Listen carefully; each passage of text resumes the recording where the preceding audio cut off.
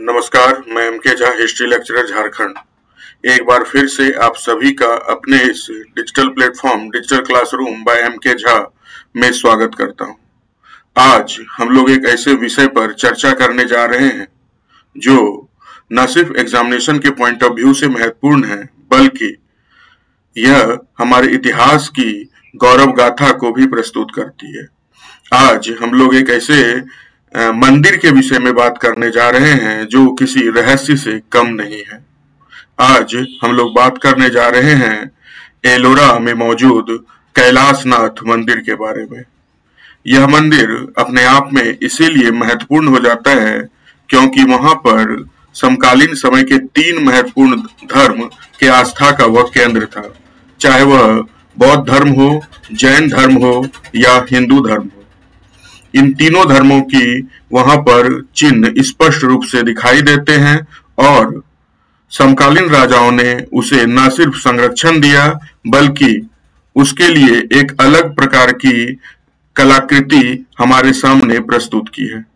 तो आज हम लोग इसी महत्वपूर्ण विहंगम विषय पर चर्चा करने वाले हैं जो भारत की कला संस्कृति नामक टॉपिक का एक बहुत ही महत्वपूर्ण हिस्सा है। तो चलिए अब हम लोग स्क्रीन पर चलेंगे और आपको समझाने और बतलाने का प्रयास करेंगे कैलाशनाथ मंदिर और एलोरा स्थापत्य कला के बारे में। तो जैसा कि आप स्क्रीन पर आ चुके होंगे, उम्मीद है, और आप एक बहुत ही विहंगम दृश्य को अवलोकन कर रहे होंगे। कैलाशनाथ मंदिर, जैसा कि हेडिंग ही मैंने दिया है, कैलाशनाथ मंदिर एलोरा की स्थापत्य कला का शिखर और भारतीय कला, इतिहास एवं धर्म का अद्भुत संगम। ऐसा मैंने इसीलिए कहा, या इस तरह की हेडिंग मैंने इसीलिए रखा है ताकि इससे ये पता चल रहा है कि कैसे एक ही स्थान पर 3 महत्वपूर्ण धर्म फले फूले, न सिर्फ फला फूला बल्कि आगे भी बढ़ा। तो आज हम लोग इसी महत्वपूर्ण विषय को डिस्कस करने जा रहे हैं। यह एग्जामिनेशन के दृष्टिकोण से बहुत ही ज्यादा महत्वपूर्ण है। किसी भी लेवल का परीक्षा की तैयारी कर रहे हैं, यहां से एग्जामिनेशन में सवाल पूछे ही जाते हैं। तो चलिए समय को व्यर्थ ना करते हुए सीधे टॉपिक पर आते हैं और महत्वपूर्ण फैक्ट जो एलोरा की गुफाओं से संबंधित है और खास करके जो कैलाशनाथ मंदिर है, हम लोग उसी को आज यहाँ पे डिस्कस करेंगे, समझाएंगे और बतलाने का प्रयास करेंगे। तो सबसे पहली बात, अगर धार्मिक और सांस्कृतिक महत्व की बात करें एलोरा की, यह क्यों महत्वपूर्ण हो जाता है? क्योंकि यहाँ पर हिंदू, बौद्ध और जैन तीर्थ, एलोरा में कुल 34 गुफाएं हैं जिनमें अलग अलग हिस्सों में इन तीनों महत्वपूर्ण धर्मों के अलग अलग केंद्र मौजूद हैं। अगर गुफा संख्या 1 से 12 की बात करें, वह बौद्ध धर्म से संबंधित है ना। गुफा संख्या 1 से 12 बौद्ध धर्म से संबंधित है। गुफा संख्या 13 से 29 हिंदू धर्म से संबंधित है और गुफा संख्या 30 से 34 जैन धर्म से संबंधित है। अलग अलग परीक्षाओं में पूछे जाने वाला सवाल, इसमें संबंधित गुफाओं का हमेशा जिक्र रहता है कि कौन सी गुफा या उसका जो विस्तार है वो कहाँ तक है, बौद्ध धर्म के लिए कहाँ तक है, हिंदू धर्म के लिए कहाँ तक है और जैन धर्म के लिए कहाँ तक है। इसमें जो सबसे महत्वपूर्ण है या सबसे विशेष संरचना कह सकते हो, सबसे भव्य संरचना जो है वह है कैलाशनाथ मंदिर, जो गुफा संख्या 16 के नाम से भी जाना जाता है। हिंदू गुफाओं में यह सबसे भव्य है और यूनेस्को ने इस एलोरा को और खासकर कैलाशनाथ मंदिर को विश्व धरोहर स्थल के रूप में 1983 में शामिल किया। यूनेस्को, जो कि यूएन का एक बहुत ही महत्वपूर्ण संगठन है ना, United Nation Educational, Scientific and Cultural Organization, जिसने 1983 में इसे विश्व धरोहर स्थल के रूप में नामित किया था या शामिल किया था। ये आप इमेज में देख पा रहे हैं कि एक ही जगह में, जहां पर आपको कैलाशनाथ मंदिर यानी हिंदू धर्म का प्रतीक, है ना, महावीर स्वामी के रूप में आप देख सकते हैं, जैन धर्म का प्रतीक और बौद्ध धर्म का प्रतीक, तीनों एक ही जगह दिखलाई देता है। बहुत कम ही ऐसे जगह होते हैं जहाँ पे तीनों धर्म का आपस में सम्मान पूर्वक स्थापत्य कला में प्रयोग हुआ हो। एलोरा की गुफाओं को 3 भागों में बांटा गया है, जो मैंने अभी बताया। बौद्ध धर्म, जिसमें 1 से 12 तक इसका विस्तार है, इसमें विहार, स्तूप और बुद्ध की मूर्तियां बनाई गई हैं, अलग अलग प्रकार की बुद्ध की मूर्तियां बनाई गई हैं। हिंदू धर्म की बात करें तो 13 से 29 तक इसका विस्तार है, इसमें सबसे महत्वपूर्ण कैलाशनाथ मंदिर है ना, गुफा नंबर 16 दशावतार की मूर्ति, गुफा नंबर 15 रावण की खाई, गुफा नंबर 14 का उल्लेख है। वहीं जैन धर्म की बात करें तो 30 से लेकर 34 तक जैन धर्म के गुफाओं का विस्तार है और इसमें अलग अलग तीर्थंकरों की मूर्तियां बनाई और इंद्र सभा अलग अलग परीक्षाओं में पूछा गया है। यह गुफा संख्या 32 में, यहाँ पे जितने भी महत्वपूर्ण मैंने दर्शाया है, चाहे वो कैलाशनाथ हो, गुफा संख्या 16 दशावतार मूर्ति, गुफा नंबर संख्या 15 रावण की खाई, गुफा नंबर संख्या 14, ये सभी परीक्षा के दृष्टिकोण से बहुत ही महत्वपूर्ण हो जाते हैं। और आप लोग यदि इस वीडियो को देख रहे हैं तो इसे याद रखने का प्रयास करिएगा, समझने का प्रयास करिएगा। अब हम लोग बात करेंगे बौद्ध गुफाओं की, जो 1 से लेकर 12 तक है, इनकी क्या विशेषताएं हैं। तो इनका निर्माण काल याद रखिएगा, 5वीं से 7वीं शताब्दी के मध्य हुआ, है ना। बौद्ध गुफाओं का निर्माण कब हुआ तो 5वीं से 7वीं शताब्दी के मध्य वाकाटक और चालुक्य काल के शासकों ने इसको आगे बढ़ाया। इसमें महत्वपूर्ण गुफा कौन कौन सा है। सबसे पहला गुफा संख्या 10, जिसे विश्वकर्मा गुफा भी कहा जाता है ना। गुफा संख्या 10 को विश्वकर्मा गुफा के नाम से भी जाना जाता है। इसमें चैत्यगृह है, यानी स्तूप वाली प्रार्थना सभा है। बुद्ध की एक विशाल प्रतिमा यहाँ पे है जो ध्यान मुद्रा में है। गुफा संख्या 12 3 मंजिला एक विहार है। बोधिसत्व, इसमें पद्म पानी को चित्रित किया गया है और वज्रपानी की मूर्ति भी यहाँ पर हम लोगों को दिखलाई देती है। वहीं हिंदू गुफा की अगर हम लोग बात करें तो इसका निर्माण काल 6वीं से लेकर 8वीं शताब्दी के बीच देखने को मिलती है। 6वीं से लेकर 8वीं शताब्दी के मध्य हिंदू गुफाओं यानी गुफा संख्या 13 से 29 का विस्तार किया गया है। सारे गुफा राष्ट्रकूट शासकों के शासनकाल में ही बनाए गए हैं।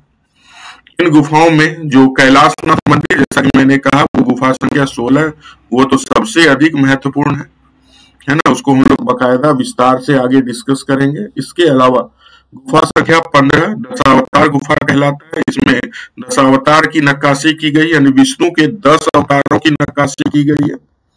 यहीं पे शिव और पार्वती विवाह का भी दृश्य अंकित है। तो ये सारे जो प्रसंग हैं, जो अलग अलग कहानियों से लिए गए हैं, है ना, जो हिंदू धर्म से जुड़े हुए हैं, इन्हें गुफा संख्या 15 में दर्शाया गया है। वहीं गुफा संख्या 14 की बात करें तो इसे रावण की खाई के नाम से जाना जाता है और रावण द्वारा कैलाश उठाने का यहाँ पे प्रसंग दिखाई देता है, इसीलिए इसे रावण की खाई कहा गया है। इसमें दुर्गा, गणेश, सप्त मातृकाओं की मूर्तियां देखने को मिलती है। तो ये तो बात हो गई हमारे हिंदू गुफाओं की। और अब हम लोग बात कर लेते हैं जैन गुफाओं की। जैन गुफाओं की क्या विशेषता है। तो इसका निर्माण काल 9वीं से 10वीं शताब्दी में, यानी कि सबसे बाद में हुआ है। इसे यादव काल में, बेसिकली जो समकालीन यादव राजा थे, उन लोगों ने इसका विकास किया है। महत्वपूर्ण गुफाओं की बात करें तो गुफा नंबर 32 बहुत इंपॉर्टेंट है, क्योंकि यहाँ पे इंद्र सभा का चित्रांकन किया गया है ना। बहुत ही खूबसूरती के साथ इंद्र सभा को दर्शाया गया है। तीर्थंकर, महावीर, पार्श्वनाथ आदि की मूर्तियां भी बहुत ही नक्काशी के साथ स्पष्ट रूप से बनाई गई हैं, उकेरी गई हैं। कमल के फूल पर विराजमान जैन देवी देवता को यहाँ पर दर्शाया गया है। गुफा संख्या 30 को छोटा कैलाश, एग्जामिनेशन में पूछा गया है फिर से कि छोटा कैलाश एलोरा में किसे कहा जाता है। तो गुफा संख्या 30 को कहा जाता है। इसे कैलाशनाथ मंदिर का लघु संस्करण कहा गया है। यह भी अपने आप में बहुत ही महत्वपूर्ण तथ्य है और इसे भी आप लोग याद रख सकते हैं। तो जिस विषय पर हम लोग यहाँ पे डिस्कस कर रहे हैं, आई थिंक आप लोगों को यह विषय बहुत ही पसंद आ रहा होगा, है ना। और चलिए आगे बढ़ते हैं। अब हम लोग उस विहंगम यात्रा की ओर आगे बढ़ेंगे जिसमें मैंने शुरुआत में ही कहा था कि एलोरा का रहस्य है यह, और अपने आप में अद्वितीय चमत्कार है ना। क्योंकि एक ही पत्थर को तराश कर काट कर इतना खूबसूरत बनाया गया है। इसमें मैंने एक ऐसे इमेज का सहारा लिया है जिसमें एलोरा मंदिर को बनाते हुए दर्शाया गया है कि किस तरह से श्रमिक अत्यधिक मेहनत कर इस मंदिर को बनाया, इस मंदिर का निर्माण किया। और सबसे आश्चर्य की बात जानते हो इसमें यह है कि सभी मंदिर, दुनिया में जितने भी आपको मंदिर मिलेंगे या इमारत मिलेंगे, उसे नीचे से ऊपर की ओर बनाया जाता है, लेकिन यह एकमात्र ऐसा मंदिर या इमारत है जिसे ऊपर से तराशना शुरू किया, ऊपर से काटना शुरू किया और धीरे धीरे धीरे तराशते तराशते नीचे तक, जमीन तक तराशते हुए आया। बेसिकली ये जो आइडिया है ये है कैलाश पर्वत को दिखलाने की, है ना। कैलाश पर्वत को दिखलाने का प्रयास यहाँ पर किया गया है, इसीलिए इसे कैलाशनाथ मंदिर कहा जाता है। आइए अब हम लोग समझाते हैं आपको ये जो हमारा कैलाशनाथ मंदिर है इसकी क्या विशेषता है और इसकी ऐतिहासिक पृष्ठभूमि को समझने का हम लोग प्रयास करते हैं। तो यह कहां पर मौजूद है, तो याद रखना यह एलोरा गुफा संकुल के गुफा संख्या 16 में मौजूद है हमारा कैलाशनाथ मंदिर। ये औरंगाबाद महाराष्ट्र में स्थित है। इसका निर्माण काल कब रहा? 8वीं शताब्दी में, लगभग 756 ईस्वी से 773 ईस्वी के बीच राष्ट्रकूट वंश के शासनकाल में। और इसके जो शासक है वो है राजा कृष्ण प्रथम, यानी कृष्ण राज के शासनकाल में इसका निर्माण किया गया। हम अंतिम निर्माण की बात कर रहे हैं, हालांकि ऐसी मान्यता है कि ये जो कैलाशनाथ मंदिर है इसे बनाने में लगभग 100 वर्ष लग गए थे, लेकिन इसका जो पूर्ण हुआ, ये जो आपका कैलाशनाथ मंदिर पूर्ण होने का जो टाइमिंग है वह 756 से 773 ईस्वी के मध्य है। इसमें उद्देश्य क्या था? तो भगवान शिव के कैलाश पर्वत के प्रतीक के रूप में इसको निर्मित किया गया है, इसीलिए यह बहुत ही ज्यादा महत्वपूर्ण हो जाता है। वास्तुकला की अगर बात करें और निर्माण तकनीक की, तो यह एकाश्म यानी मोनोलिथिक संरचना है, यानी कि एक ही पत्थर को तराश करके इतना सजीव चित्रण किया गया है। पूरा मंदिर एक ही विशाल विशाल चट्टान को ऊपर से नीचे की तरफ काटकर बनाया गया है, जो मैंने शुरू में ही आपको बताया। लगभग 2 लाख टन पत्थर को यहां से हटाया गया, जो खजुराहो के मंदिरों से लगभग 2 गुना है। कैलाशनाथ मंदिर भारतीय स्थापत्य कला का शिखर है, इसमें कोई संदेह नहीं होना चाहिए, जो राष्ट्रकूटों की इंजीनियरिंग कौशल को दर्शाता है कि राष्ट्रकूटों ने कितने बेहतरीन तरीके से इतना शानदार मंदिर बनाने का प्रयास किया, बनवाने का प्रयास किया है। इसकी अगर आयाम की बात करें तो इस मंदिर की लंबाई लगभग 84 मीटर, चौड़ाई लगभग 47 मीटर, ऊंचाई 32 मीटर, एक 10 मंजिला इमारत के बराबर, है ना। आगे बढ़ें, इसकी शैली कौन सी अपनाई गई? आप सबको पता है कि भारत में 3 महत्वपूर्ण शैलियां, अगर भवन निर्माण की बात करें, मंदिर निर्माण की बात करें, तो भारत में 3 महत्वपूर्ण शैलियां हैं, 3 महत्वपूर्ण आर्किटेक्चर स्टाइल हैं। और वो हैं, सबसे पहले उत्तर भारत में नागर स्टाइल की मूर्तियां बनाई गई हैं, नागर स्टाइल। इसके अलावा मध्य भारत में बेसर स्टाइल की मंदिर देखने को हम लोगों को मिल जाती हैं, और दक्षिण भारत में द्रविड़ स्टाइल की। तो ये जो मंदिर है ना, ये ध्यान में रखना है हम लोगों को कि यह द्रविड़ दक्षिण भारतीय और नागर उत्तर भारतीय शैली का सम्मिश्रण है, यानी दोनों को समान रूप से तरजीह देते हुए इस मंदिर को बनाया गया है। इस मंदिर परिसर में गर्भगृह मिलते हैं शिवलिंग के रूप में, जहां पे शिवलिंग स्थापित है। इसके अलावा नंदी मंडप है, स्तंभ युक्त सभा मंडप भी यहाँ पे मौजूद है, और अर्ध मंडप एवं गोपुरम जैसी संरचना भी यहाँ पर मौजूद है। मूर्ति कला एवं नक्काशी की अगर हम लोग बात करें तो यहाँ पे रामायण और महाभारत के दृश्य उकेरे गए हैं, शिव पार्वती विवाह के दृश्य उकेरे गए हैं, रावण द्वारा कैलाश पर्वत उठाने का प्रसंग यहाँ पे दर्शाया गया है, बकायदा रावण की खाई यहाँ पे मौजूद है, दशावतार विष्णु के 10 अवतारों को यहाँ पे दर्शाया गया है। इसके अलावा हाथियों, सिंहों और यक्षों की विशाल विशाल मूर्तियां, ये सभी कहाँ पे गुफा संख्या 16 स्थित कैलाशनाथ मंदिर में इनका चित्रांकन किया गया। ये सभी चित्रांकन कहाँ पे है? तो कैलाशनाथ मंदिर में देखने को मिलता है। बहुत महत्वपूर्ण है, इसको भी आप लोग याद रखिएगा। अब हम लोग अंतिम पड़ाव की ओर जा रहे हैं, यानी एलोरा से जुड़े कुछ महत्वपूर्ण तथ्यों को अब हम आप लोगों को बतलाने वाले हैं, समझाने वाले हैं। ये तो अभी तक जो हम लोगों ने देखा वो एलोरा मंदिर, एलोरा की गुफाओं के बारे में पढ़ा, और विशेषकर कैलाशनाथ मंदिर के परिप्रेक्ष्य में हमने एलोरा को समझने का प्रयास किया कि कितनी खूबसूरती के साथ इस पूरी की पूरी कलाकृति को निर्मित किया गया, जिसे बनाने में लगभग 100 से ज्यादा वर्षों का समय लगा। देखिए क्या कह रहा है, यूनेस्को विश्व धरोहर के रूप में 1983 में इसे शामिल किया गया था अजंता के साथ। 1983 से ही भारत में विश्व धरोहर स्थलों की जो एक लिस्ट बननी शुरू हुई थी। यह एकमात्र स्थल है जहां तीनों धर्म, हिंदू, बौद्ध और जैन की गुफाएं एक साथ मौजूद हैं। निर्माण तकनीक की बात करें तो बौद्ध गुफाएं इसमें सबसे पुरानी है। बौद्ध गुफा यहाँ पे सबसे पुराना है, जहां चट्टान काटकर इसे बनाया गया है। हिंदू गुफा ऊपर से नीचे की ओर, हिंदू जो गुफा बनाया गया, बौद्ध गुफाओं को चट्टान को काटकर बनाया गया है ना, और हिंदू गुफा को ऊपर से नीचे की ओर खोदा गया है ना। ये भी किसी चमत्कार से कम नहीं है। जैन गुफा सबसे नई है, अधिक सजावटी है, सबसे अधिक डिजाइनिंग वाला अगर कोई है तो वह जैन गुफा है। यहाँ पे 2 महत्वपूर्ण शिलालेख भी हम लोगों को मिले हैं। एक राष्ट्रकूट राजा ध्रुव का है ना शिलालेख है, जो गुफा संख्या 15 में मौजूद है, बहुत इंपॉर्टेंट है, याद रख लेना। और दूसरा जैन गुफाओं में यादव वंश का उल्लेख है। जैन गुफाओं में यादव वंश का उल्लेख अलग अलग अभिलेखों में किया गया है।